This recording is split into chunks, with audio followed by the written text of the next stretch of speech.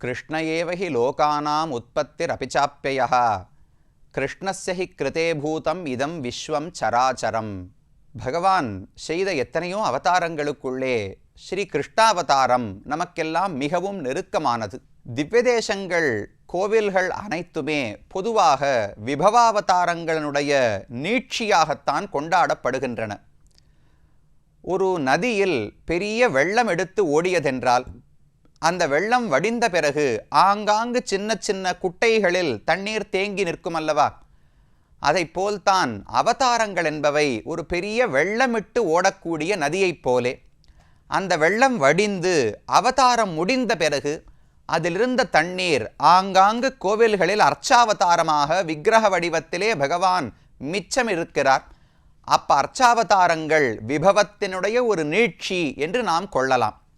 அந்த கணக்கில் கண்ணனே பல கோவில்களிலே காட்சி அளிக்கிறார்.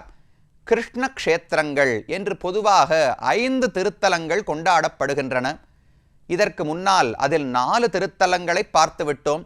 திருக்கண்ணபுரம், திருக்கண்ணமங்கை, திருக்கண்ணங்குடி, கபிஸ்தலம் என்று 4 திவ்யதேசங்கள் சோழ நாட்டு திருத்தலங்களுக்குள்ளே இருக்கின்றன. அவற்றின் பெருமையை பார்த்துவிட்டோம். அந்த வரிசையில் கடைசியாக பஞ்ச கிருஷ்ண க்ஷேத்திரங்களுக்குள் நாம் கடைசியாக வந்து சேர்ந்திருக்கக்கூடிய க்ஷேத்திரம் நடுநாட்டு திருத்தலங்களில் 2வது தேசமான நம்முடைய மொத்த திவ்யதேச கணக்கில் 42வது திவ்யதேசமாக நாம் காண இருப்பது திருக்கோவலூர் என்கிற இந்த அழகான ஊர். இது விழுப்புரத்திலிருந்து மேற்கே சற்று தூரம் பிரயாணித்து வந்தோம் என்றால் திருவண்ணாமலைக்கு தெற்கே, அது விழுப்புரத்துக்கு மேற்கே திருக்கோவிலூர் என்றும் வழங்கப்படுகிறது. திருக்கோவலூர் என்றும் புராணங்களிலும் ஆழ்வார்கள் பாசுரங்களிலும் காணப்படுகிறது. அந்த அற்புதமான திவ்யதேசத்தை தான் அடைந்திருக்கிறோம். இந்த ஊர் இருப்பது தென்பெண்ணை ஆற்றினுடைய கரையிலே. பெண்ணையாறு சொல்லுகிறோமோ இல்லையோ, தக்ஷிண பினாக்கினி என்று இந்த நதிக்கு சம்ஸ்கிருதத்திலே பெயர். கிருஷ்ணபத்ரா என்று மற்றொரு பெயரும் வழங்கப்படுகிறது. அந்த தென்பெண்ணை ஆற்றினுடைய கரையிலேதான் திருக்கோவலூர் என்கிற ஊர் இருக்கிறது. இதுதான் முதல் திவ்யதேசம். திரும்ப சொல்றேன், இதுதான் முதல் திவ்யதேசம். இப்படி சுவாமி ஸ்ரீரங்கம் தானே முதல் திவ்யதேசம், ஆரம்பிச்சு 42வது வந்துட்டோமே, இதை முதல் திவ்யதேசம் என்று எப்படி சொல்லுகிறீர் என்றால், இந்த ஊருக்குத்தான் அந்த பெருமை உண்டு. திவ்யதேசம் என்றால் என்னன்னு தெரிவித்திருந்தேன். ஆழ்வார்களாலே பாடப்பட்ட திருத்தலம். இதானே திவ்யதேசத்துக்கான டெஃபினிஷன். அந்த டெஃபினிஷன் படி பார்த்தோம் என்றால் ஆழ்வார்களுக்குள்ள முதலில் பிறந்தவர்கள் யாரு? பொய்கை ஆழ்வார், பூதத்தாழ்வார், பேயாழ்வார். அந்த முதலாழ்வார்களால் முதலில் பாடப்பட்ட பெருமாள் யாரு? இந்த திருக்கோவலூரில் இருக்கக்கூடிய திரிவிக்ரம பெருமான் தான். அப்ப முதல் திவ்யதேசம் எது? ஆழ்வார்களால் பாசுரங்களில் முதலில் பாடப்பட்ட திவ்யதேசம் திருக்கோவலூர் தான். அப்ப ஸ்ரீரங்கம் அது முக்கியமான திவ்யதேசம், வேறு போன்ற திவ்யதேசம். அடியனொன்னு இப்ப அட்டவணையெல்லாம் மாற்றி வச்சுக்கணும்னு சொல்ல வரவில்லை. வரலாற்று கணக்கின்படி, கால ஓட்டத்தின்படி பார்த்தோம் என்றால் முதலில் ஆழ்வார்களால் பாடப்பட்ட திவ்யதேசம் என்கிற பெருமை இந்த ஊருக்குத்தான் உண்டு. அது திருக்கோவலூருக்கு இருக்கக்கூடிய சிறப்பு. கிருஷ்ண க்ஷேத்திரங்கள் 5க்குள்ளே ஒன்று. இங்கும் கண்ணனே காட்சி அளிக்கிறார். கோவலூர்னு பேர் பார்க்கிறோமோ இல்லையோ, கோவலன் அப்படின்னா இடையன் அர்த்தம். கோபாலன் சம்ஸ்கிருதத்தில் சொல்றோமோ இல்லையோ, தமிழிலே கோவலன் அப்படின்னா இடையன், மாடுகளை மேய்க்கக்கூடியவர். கோவலனான கண்ணனுடைய ஊர் கோவலன் ஊர், இதுதான் கோவலூர் என்று மருவி ஆகியிருக்கிறது. திருக்கோவலூர் என்று பெருமையோடு போற்றப்படுகிறது. அந்த திருக்கோவலூர் திவ்யதேசத்தை தான் வந்து அடைந்திருக்கிறோம். இங்கு பகவான் திரிவிக்ரமனாகவே காட்சி அளிக்கிறார், கண்ணனாகவும் காட்சி அளிக்கிறார், திரிவிக்ரம பெருமானாகவும் காட்சி அளிக்கிறார். 2 சன்னதிகளும் இங்கேயே இருக்கின்றன. கிருஷ்ண க்ஷேத்திரம் தான் பழையது. வெவ்வேறு காலகட்டங்களில் தானே பகவான் இங்கு வந்து வெவ்வேறு ரிஷிகளுக்கோ அரசர்களுக்கோ காட்சி அளித்திருப்பார். அதில் மிக தொன்மையான சந்நிதி, பழங்காலமாக இந்த ஊர் கிருஷ்ண க்ஷேத்திரமாகத்தான் வழங்கப்பட்டது. அந்த கண்ணனையும் நாம் சேவிக்க போகிறோம். அதோடு கூட பிற்பாடு இந்த ஊரிலே திரிவிக்ரம பெருமானாகவும் பகவான் காட்சி அளித்தார். அவர்தான் இப்போது பிரசித்தமாக இந்த ஊரிலே அனைவராலும் வணங்கப்படுகிறார். ஒரே கோவில் தான், முன்னும் பின்னுமாக பல சன்னிதானங்கள் இருக்கின்றன.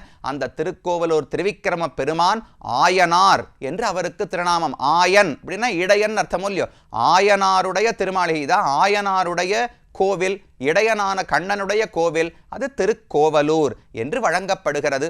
இந்த ஊரினுடைய ஸ்தல புராணத்தை பார்த்தோம் என்றால் பல புராணங்கள், பாத்ம புராணம், பிரம்மாண்ட புராணம், இதை போல பல புராணங்களில் சொல்லப்படுகிறது.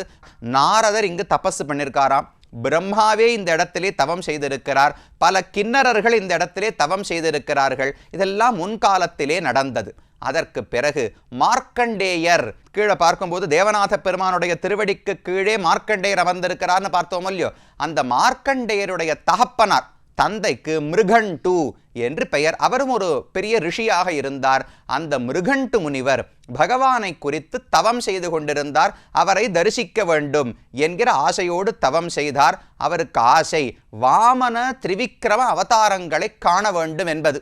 பகவான் வாமனனாக சின்ன குரல் வடிவத்தில் வந்தார், திடீர்னு பெரிய வடிவத்தோடு திரிவிக்ரமனாக வளர்ந்து விட்டார்.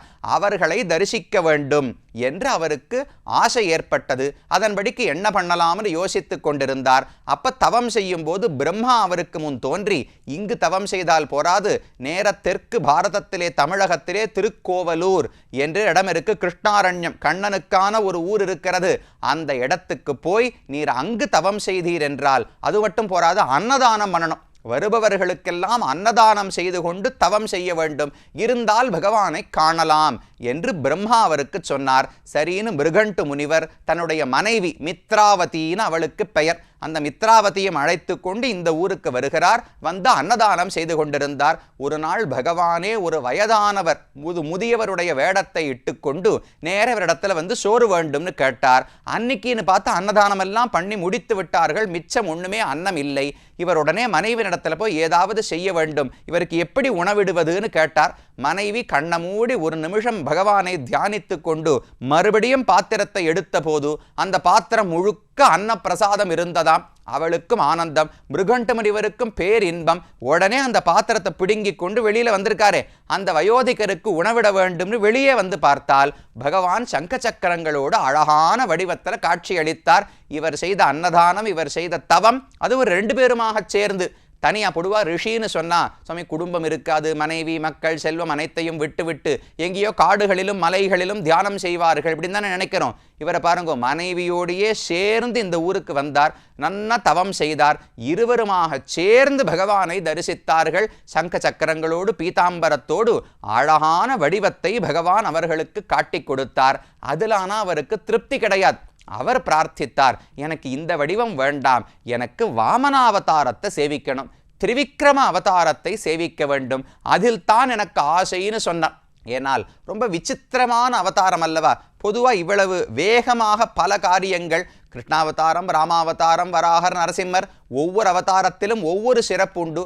ஆனால் பகவானே தன்னுடைய பெருமைகளையெல்லாம் குறைத்து கொண்டு சின்ன வடிவத்தை எடுத்துக்கொண்டு பிச்சை எடுத்து பூமி அனைத்தையும் பெற்றார். இதில் ஒரு ஆச்சரியம் இருக்கும் இல்லையா. ஒரு குழந்தைகிட்ட இந்த கதையை சொல்றச்சே கூட, ராமன் பிறந்தார், பள்ளிக்கூடத்துக்கு போனார், வந்தார், தாட்டகையோடு சண்டை போட்டார், ராவணனோடு சண்டை போட்டார், இதெல்லாம் பொதுவாக ஒரே கதையை சொல்ற மாதிரி இருக்கு. ஆனால் இந்த பாருங்கோ, ஒரு குழந்தை பிறக்கிறது, அவர் அழகான முகூர்த்தம், ஸ்ரோணாயாம் ஸ்ரவணத்வாதஸ்யாம் முகூர்த்தே அபிஜிதி பிரபு சர்வே நக்ஷத்திர தாராத்யாக சக்ருஸ் தஜ்ஜன்ம தட்சிணம் என்று பாகவத புராணத்தில் சொல்றார். அவர் நன்னா ஸ்ரவண நட்சத்திரத்திலே துவாதசி திதியிலே வந்து பிறந்தார். பிறந்த உடனேவே ரிஷிகள் எல்லாம் வந்து கொண்டாடினார்கள். அவருக்கு என்ன ஆச்சரியம்னா, பிறக்கும் போதே உபநயனம், பூணூல் சம்ஸ்காரம் பண்றதுக்கான வயசுல தான் பிறந்தார். ஒரே நாள் பிறந்தார், அன்னைக்கே கிடுகிடுன்னு வளர்ந்துட்டார், அன்னைக்கே பூணல் போட்டுட்டா, அன்னைக்கே போய் மகாபலி இடத்துல பிச்சை கேட்டு திரிவிக்ரம அவதாரம் பண்ணிட்டார். ஒரு குழந்தை பிறந்தா உபநயனம் பண்ணுறதுக்கு, பூணூல் போடுறதுக்கு ஒரு 7 வயசு 8 வயசு ஆகணுமோ இல்லையோ, வயதாகித்தானே போட வேண்டும். இந்த பெருமான் அவ்வளவுலாம் காத்துருக்கவே இல்லை. அன்னைக்கே பிறந்தார், பிறந்த அன்னைக்கே கடகடன்னு வளர்ந்து 7 வயசு ஆயிடுத்து. அன்னைக்கே உடனே ரிஷிகள் எல்லாம் வந்தார்கள். தம் வட்டும் வாமனம் திருஷ்டுவா மோதமானா மகர்ஷயா கர்மாணி காரயாமாசுஹு புரஸ்கிருத்திய பிரஜாபதிம். பிரம்மா முதலான தேவர்கள் ரிஷிகள் எல்லாம் வந்து இந்த குழந்தைக்கு பிறந்த அன்னைக்கே பூணூல் போட்டு விட்டார்கள். இப்படி சின்ன குழந்தைக்கானா, அந்த குழந்தை பிறக்கும் போதே வளர்ந்துதான் பிறந்தது. 7 வயசு குழந்தையாக வாமனன், குரல் உருவமாக, சின்ன வடிவம், ஆனால் ரொம்ப அழகா இருப்பாராம். ஒரு பெரிய பொருள் இருக்குது. இப்போ பால் இருக்குன்னு வச்சுக்கோங்களேன், பால் அப்படியே காய்ச்சி திரட்டி பாலாக்கினா இன்னும் சுவை அதிகமாக இருக்கும் இல்லையோ, அதை போல பகவானுடைய உயரம் குறைந்தவுடனே அழகு கூடி போய் விட்டதாம். அந்த வடிவத்தை பார்த்து உடனே அவருக்கு யஜ்ஞோபவீதம் பூணூலை அணிவித்தார்கள். பிரம்மா பூணூல் கொடுத்தார். அப்புறம் ஒவ்வொருத்தராக கொடுக்குறா. மேகலாம் கஷ்யபோ ததாத்து ததௌ கிருஷ்ணாஜினம் பூமிஹி. ஒருத்தர் மாந்தோல் கொடுத்தார், ஒருத்தர் கமண்டலு கொடுத்தார், ஒருத்தர் உடுத்த உடை கொடுத்தார், மரவுரி கொடுத்தார், ஒருத்தர் வேற ஏதோ 2 யஜ்ஞோபவீதம் பூணல் கொடுத்தார், ஒருத்தர் கொடை கொடுத்தார், ஒருத்தர் மௌஞ்சி கொடுத்தார். இப்படி எல்லாத்தையும் வாங்கி கொண்டு அலங்கரித்து கொண்டு நேர மகாபலினிடத்துல போய் பிச்சை எடுத்தான் பகவான். இவருக்கு பிச்சை எடுத்து பழக்கமே கிடையாது. கொடுத்துத்தான் பகவானுடைய கைக்கு பழக்கம். இப்படி கையேந்தி பழக்கமே கிடையாது.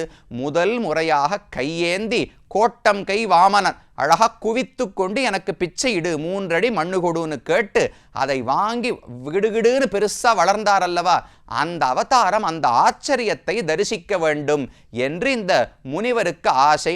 அதனால இந்த பகவானிடத்துல பிரார்த்தித்தார். மிருகண்டு முனிவர் தான் பிரார்த்திக்கிறார், எனக்கு இந்த வடிவம் வெறும் சங்கசக்கர வடிவம் வேண்டாம், எனக்கு நீ திரிவிக்ரமனாக காட்சி கொடுக்க வேண்டும், வாமனனாகவும் தரிசிக்க வேண்டும், திரிவிக்ரமனாகவும் தரிசிக்க வேண்டும் என்று மிருகண்டு முனிவர் கேட்டார். நாம இருந்தால் என்ன சொல்லுவோம், சாமி அந்த அவதாரம் எல்லாம் முடிஞ்சு போச்சு, இப்போ திரும்பெல்லாம் காட்ட முடியாதுன்னு சொல்லிடுவோம் இல்லையோ. ஆனால் தன்னுடைய பக்தன் ஒன்றை ஆசைப்பட்டான் என்றால் தமருகந்தது எவ்வுருவம் அவ்வுருவம் தானேன்னு ஆழ்வாருடைய பாசுரம். பக்தன் ஆசைப்பட்டால் உடனே அந்த வடிவத்தை எடுத்துக் கொள்ளுகிறார். அப்ப மிருகுண்டு முனிவருடைய பிரார்த்தனைக்கு ஏற்ப இந்த இடத்தில் வாமனனாகவும் திரிவிக்ரமனாகவும் 2 வடிவங்களோடும் பகவான் காட்சி அளித்தார் என்பது இந்த ஸ்தலத்தினுடைய புராணம். அந்த வடிவங்களோடு இன்னைக்கும் இங்க வாமன பெருமானுக்கு சன்னதி இருக்கு, திரிவிக்ரம பெருமானுக்கும் சன்னதி இருக்கிறது. அனைத்தையும் நாமும் சேவித்துக் கொள்ள போகிறோம். இதுதான் இந்த ஸ்தலத்தினுடைய வரலாறு. ரொம்ப அழகான பெருமாள் திரிவிக்ரம பெருமாள். ஏன் அவரை சேவிக்கணும்னு ஆசை? நரசிம்மரை சேவிக்க ஆசைப்பட்டிருக்கலாமே, ராமனை தரிசிக்க ஆசைப்பட்டிருக்கலாமே, ஏன் இந்த மிருகண்டு முனிவர் வாமன திரிவிக்ரம அவதாரத்தை ஆசைப்பட்டார் என்றால் ஆழ்வார் ஒரு பாசுரத்தில் அழகாக தெரிவிக்கிறார்.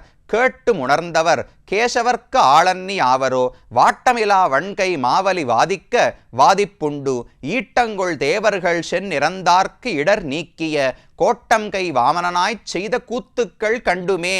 ஆழ்வார் சொல்றார், நீங்க நன்னா ஆராய்ந்து பார்த்தீர்கள் என்றால் இந்த வாமனமூர்த்தி பண்ண சேஷ்டிதங்கள், அவர் கோட்டம் கை வாமனனாய் செய்த கூத்துக்கள், கூத்துனா பொதுவாக நாட்டியம் தானே, டான்ஸை தானே கூத்துன்னு சொல்லுவோம். இவர் எப்போ நாட்டியமெல்லாம் ஆடினார்னால் இவர் பண்ண விளையாட்டுகள் எல்லாம் அவ்வளவு மனதை ஈர்க்கும் வண்ணம் இருந்தனவா. அதனால் ஆழ்வாருக்கு இதுவே ஒரு நாட்டிய நாடகத்தை போல் இருந்தது. குழந்தை பிறந்தது, உடனே கடகடன் வளர்ந்தது, உடனே பூணல் போட்டுண்டது, நேரம் வந்து பிச்சை எடுத்தது, நேரம் உயரமாக வளர்ந்து உலகத்தை எல்லாம் அளந்து விட்டார். இது ஒரு நாடகம் போலத்தானே இருக்கிறது. அதனால செய்த கூத்துக்கள்னு தெரிவிக்கிறார். எதற்கு? வாட்டமிலா வன்கை மாவலி வாதிக்க வாதிப்புண்டு.